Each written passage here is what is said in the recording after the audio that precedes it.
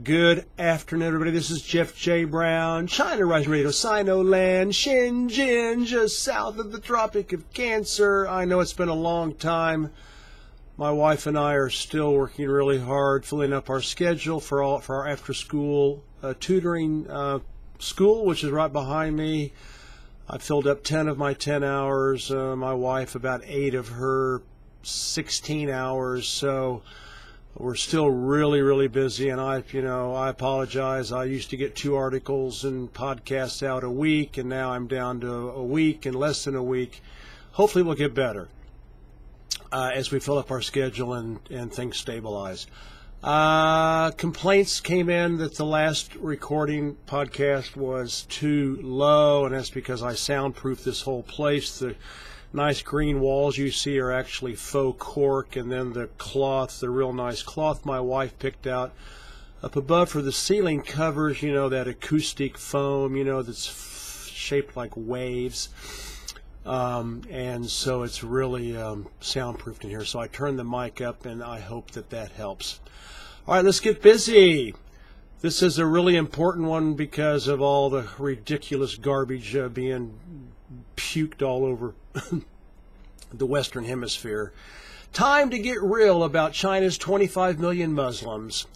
And lots of links. I'm not going to point them out, but just go to the original article, chinarising.puntopress, puntopress.com, or go to the original YouTube or SoundCloud podcasts, and I always put the link there. And pictured above, the mosque in our former Beijing neighborhood with its prominent onion-shaped dome, so commonly seen in the Middle East. If it's changed in the last 2 years, that will help determine how much the government intends to standardize the look of China's Muslim houses of worship. This article in the South China Morning Post immediately caught my eye. Its title, "A Chinese Hui Muslim Protest Forces Authorities to Halt Plan to Demolish Huizhou Grand Mosque," suggests that a serious confrontation between the local community and Baba Beijing is bubbling up. You wouldn't know that the South China Morning Post is owned by China's Alibaba. Its CEO and founder, Jack Ma, who is a self-professed communist capitalist, promised not to change its editorial content, and it is obvious that this is true, as many of the journalists still there are Cold War, red-baiting, self-loathing xenophobes who are no better than racist New York Times, Washington Post, CNN, BBC, Fox, and others. Recent headlines are meant to instill fear or shock, like, "Is China's atheist Communist Party trying to eradicate Islam?" And "How China is trying to impose Islam with Chinese characteristics in the Hui Muslim heartland."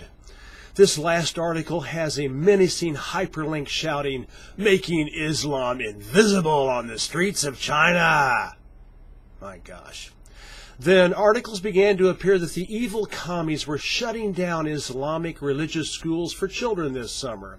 Can't stop there, so more articles began to flood Western MSM mainstream media that Baba Beijing was rounding up not hundreds, not thousands, but up to 1 million Muslims in Xinjiang province and forcing them into re-education detention camps. In this current cycle of big lie propaganda hysteria, the xenophobes had to throw a dog bone to the Jesus freaks with scare articles entitled, "Christian Heartland on the Front Lines of China's Campaign of Suppression," and "Replace pictures of Jesus with she to escape poverty," Chinese villagers urged. No Western anti-China smear campaign is complete these days without denigrating China's very popular, both at home and outside Yaranglo land, President Xi Jinping. Western journalists don't want to inform and contextualize about the past, present, and future so that you really understand how geopolitics in other countries work. They owe their allegiance not to the truth, but to their CIA minders to convince you that the Yellow Peril and Red Menace which never existed in the first place, are right outside your bedroom window, cunningly planning their onslaught to destroy your cherished way of life. This reminds me of a couple of years ago when in Wenzhou, spelled Wenzhou, Zhejiang province, certain churches were told to take down the crosses on their edifices. Not all of them, just some. The West's big lie propaganda machine went into high gear with page one exposure around the world, giving the impression that churches were being bulldozed en masse by China's officially atheist government, while claiming that Chinese Christians were being persecuted and harassed. Well, here's the contextualization that everybody else ignores. The Constitution of China and its Communist Party openly write about defending the nation against foreign influence, sabotage, imperialism, and capitalism in order to protect Marxism, Leninism, Mao Zedong thought, and Deng Xiaoping theory.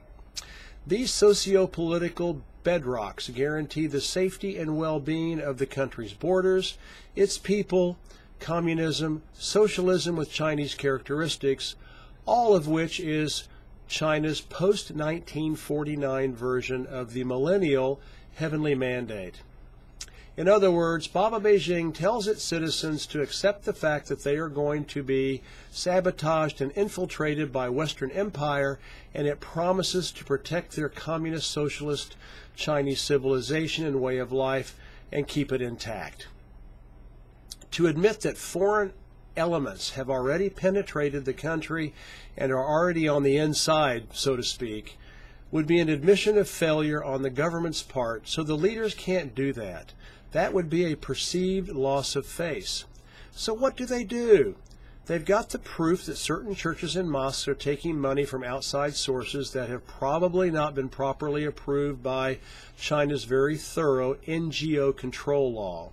Not only are these international sources of money and influence breaking Chinese law, but the local places of worship are equally guilty. So, as an elliptical message of punishment to the guilty local entities, they symbolically tell them to remove church spires and mosque domes. This while behind the scenes Baba Beijing cuts off the funding, visas, bank accounts, and other channels that the foreign infiltrators were using. All the other churches and mosques know what's going on. Take note, and Baba Beijing saves face by not having to admit that Western imperialists got the best of them in the first place. I can promise you that if any Buddhist temples were caught taking funding outside the NGO control law, something similar would happen. Maybe the board of directors might get replaced, or monks might be sent home for a time, reducing the temple's income flows to make the guilty leaders feel the pain, and then slowly letting the members come back and get to work while back channel cutting off illegal funding. It's only human nature for governments to pass a law and everybody says to themselves, "Whew, well, that takes care of that problem," assuming that the good citizens are going to respect it. As it turns out, most do, but not all. Hang on, I'm going to turn up the font on this. Hang on, excuse me. So what do they do? I turned up the font on this thing. And I'm going to...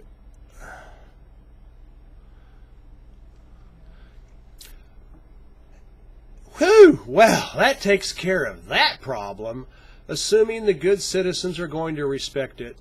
As it turns out, most do, but not all, and that window of complacency is often exploited. I think this is partly to explain for Baba Beijing getting caught off guard as the NGO control law was passed about 2.5 years ago. As far as Baba Beijing wanting to make China's mosques look more Chinese and less Middle Eastern, This is a common theme around the world to keep national architecture in harmony with historical precedents and traditions. Try building whatever kind of house or business you want in countries across Europe and in historical cities and regions across the planet, and you get handed a book of guidelines, restrictions, and no-can-dos as thick as the Bible or the Quran. We had a friend in Normandy, France, who spent many months getting approval to install ceiling-to-wall windows on the sunny side of his house, and the only reason they approved it was that the place was way off the beaten track and could not be seen from any public road. But he still had to fight like hell for the permit. Try getting a renovation permit in many historical cities and regions around the world, and you have to follow very exacting form and function regulations. So the aforementioned mosque that is being asked to remove some of its domes could be like those churches in Wenzhou, meaning they got caught taking international funds illegally. The next time I go back to our old Beijing neighborhood, I will check out the Hui Muslim mosque that is only a block and a half from our former apartment. If the beautiful sky blue onion-shaped dome has been replaced with something more Chinese, then this would suggest that the government is setting architectural standards for mosques. But I doubt it. Xinjiang province alone has over 24,000 mosques. The total in the top 10 Muslim populated provinces is over 36,000, and nationally there are over 39,000 Muslim places of worship. So much for Islam being repressed in China. Thus, I have a hard time imagining Baba Beijing would ask almost 40,000 mosques across the country to remodel.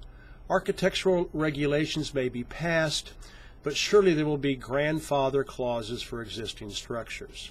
So, you read it here. Individual places of worship are being selectively and obliquely punished for taking money from questionable international sources. Then you might want to say, well, what's wrong with that, Jeff? Then you need to read the China trilogy, where years of research and book writing amply prove that Christian churches fully supported Western colonialism's war, genocide, human exploitation, resource extraction, and the opium addiction of 1/4 of the country's people until communist liberation in 1949. Baba Beijing has centuries of historical proof to not give any religious organization the freedom to do whatever it wants, be it Muslim, Christian, or Buddhist. All religions have enough subversive elements to need regulation and oversight, especially in a communist socialist country like China, for which Western empire spends billions every year trying to overthrow it. As for the Islamic summer schools being closed down, again, Western propaganda selectively censors and cherry-picks information to shock and anger the hell out of you. Remember that there are about 25 million Muslims in China, making it a bigger Muslim country than many other officially Islamic ones. These closures are happening in Linxia, Hui, it's a Muslim minority, autonomous prefecture, it's spelled Linxia, in Gansu, Gansu province. Linxia has 280,000 inhabitants out of a total of 26 million Gansu province citizens. That's about 1% of the country's Muslim population and the same percentage of Gansu's total. 1%. Yet to read Western headlines, the CIA media wants you to think that religious persecution is a national crime against humanity being perpetrated across China, a veritable ethnic holocaust. What's really going on? Obviously, in this one small prefecture in Gansu, Baba Beijing got intelligence that some religious schools there were infected from less than honorable international connections, likely Saudi Wahhabi types who are paid by Western NGOs, departments of state, ministries of foreign affairs, and the CIA, MI6, DGSE, BND complex to foment subversion in enemy countries like China. So we're back to Baba Beijing not wanting to admit the country has been infiltrated, thereby causing a loss of face for maintaining the post-1949 heavenly mandate. Thus, the government is temporarily closing a handful of affected schools until they rid them of their sabotaging influences. Gansu and Ningxia are spectacular in natural and cultural beauty. Sitting at the intersection of the ancient Silk Roads and China's millennial Buddhism and Islam, I traveled there while writing the first book of the China trilogy called 44 Days.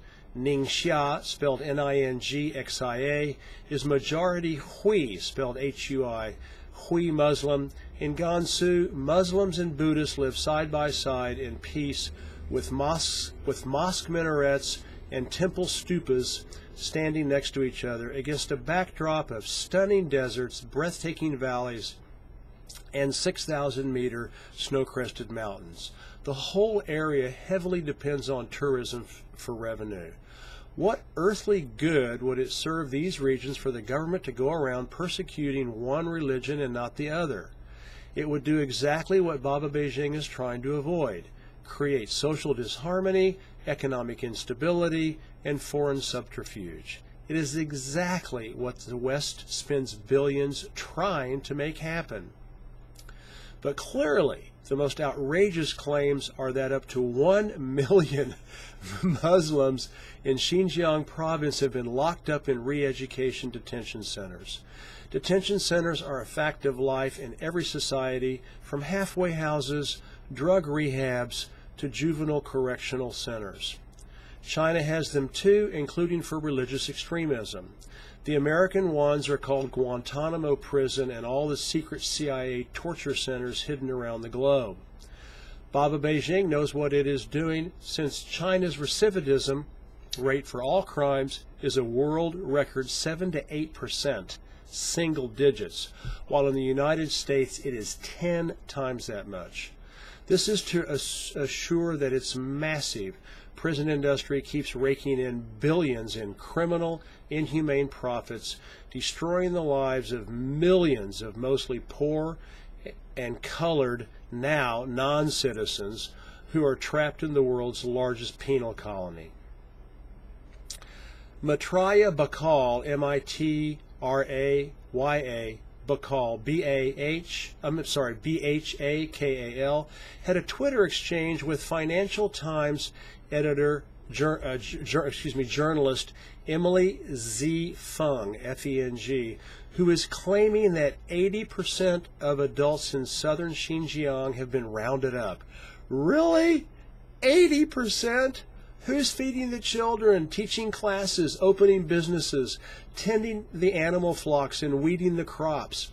Ms. Feng, an obvious CIA ventriloquist dummy in the big lie propaganda machine, has written numerous reports about this subject. Has Ms. Feng gone there to see for herself? Even if she did, she offers no sources except to say that she talked to people in the region. Who? Members of the West's many seditious NGOs funded by the CIA's National Endowment for Democracy, abbreviated NED, and George Soros's Orwellian-named Open Society Foundation, all calling Xinjiang, quote, the militarily occupied country of East Turkestan, end of quote, replete with ersatz sky blue, quote, national flag? It's not just MSM outlets. Supposedly liberal, independent, and alternative venues are just as infested with deep state editors and reporters.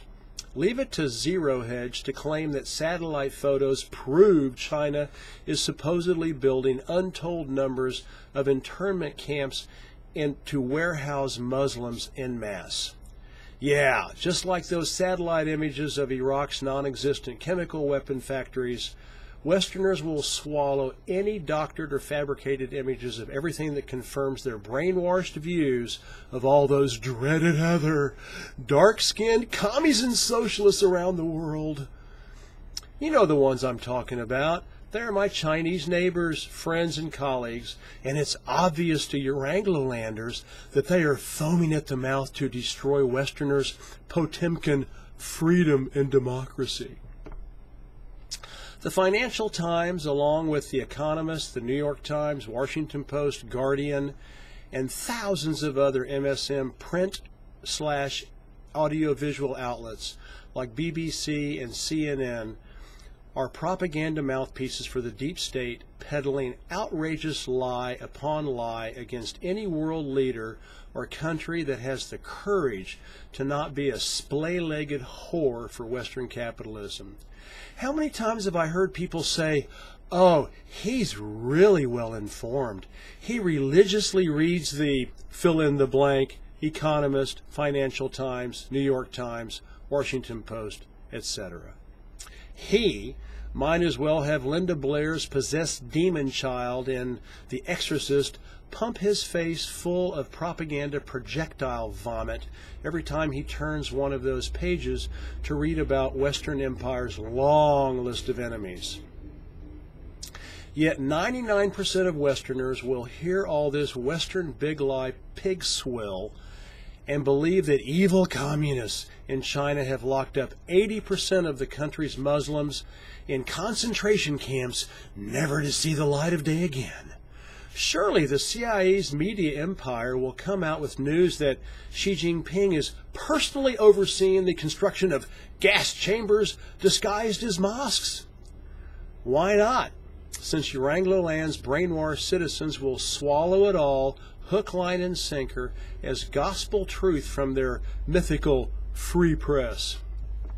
This is the same CIA propaganda script played over and over again like a stuck video player.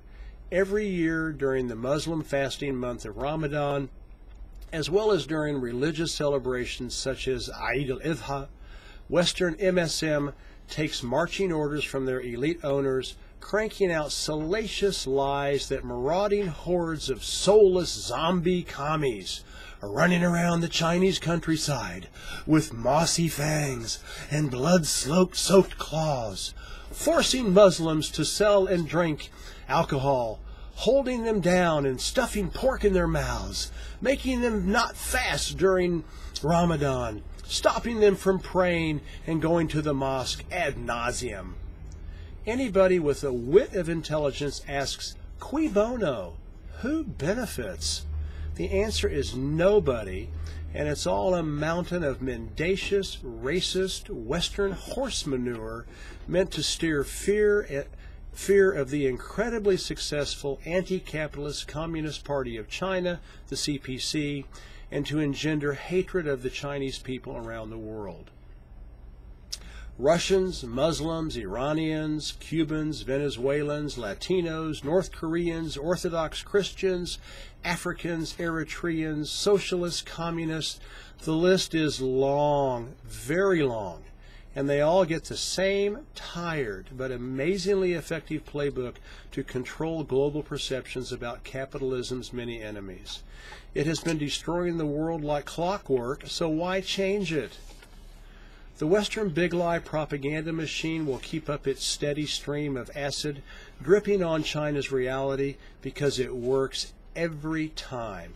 I bet if you asked your Anglo-landers and imperial doormat citizens like the Japanese and South Koreans, that the majority of those polled would agree with the South China Morning Post and FT's Emily Z. Fung, because that is all they've heard and want to hear. In closing, here is Baba Beijing's viewpoint of the West's endless big lie propaganda machine. The key passage states, in terms of China's Xinjiang policies, social stability and cohesion of the region are the top priorities of the central government. The peace and stability that Xinjiang and its people are now enjoying should be attributed to regulations of high intensity, and this is a phase that this northwestern region has to go through before normal governance can be enacted. In other words, the West is relentlessly trying to overthrow Baba Beijing. The leaders know it, and they are honor-bound to maintain China's 5,000-year-old heavenly mandate. 1,400,000,000 Chinese citizens expect nothing less. Always have, always will. This is Jeff J. Brown signing out from Xinjiang, China Rising Radio Sinoland, especially since I'm having such a hard time with my wife behind me here, who just came to the school, since I'm getting out very, very few podcasts and articles recently. Please make it a special effort to promote China Rising Radio Sinoland on YouTube, SoundCloud, the website, in your social media, where you work, where you go to pray, at school, etc. I would really appreciate it, and I think everybody else would too. Thank you very much. Signing out.